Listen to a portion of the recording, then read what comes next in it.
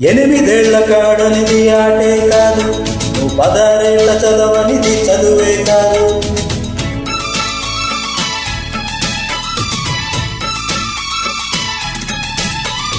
ఎనిమిదేళ్ల కాడనిది ఆటే కాదు, నువ్వు 16 ఏళ్ల చదవనిది చదువే కాదు. 24 కవ్వనిది పెళ్ళే కాదు, నువ్వు 32లో కనంది బిడ్డే కాదు.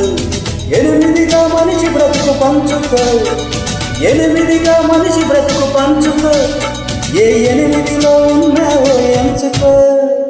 రా రా రామయ్య, 8లో లోకముంది రామయ్య.